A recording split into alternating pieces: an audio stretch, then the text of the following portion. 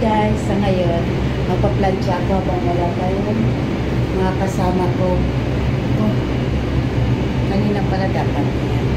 Wala pa yung mga kasama ko pala. Plancha muna tayo.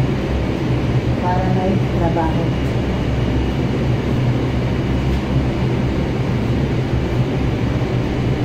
Hunda lang naman ito pinaplansya ko.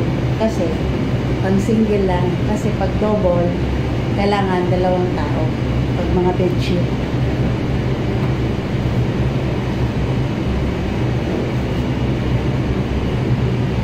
Habang wala pang kasama ko, magbablog muna ako.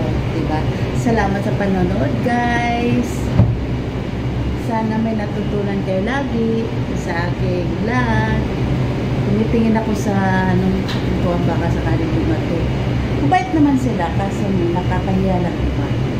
Baka sabihin nila, akusado tayo.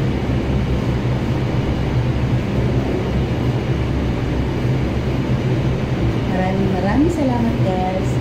Please follow my vlog at please manood kayo lagi sa aking vlog.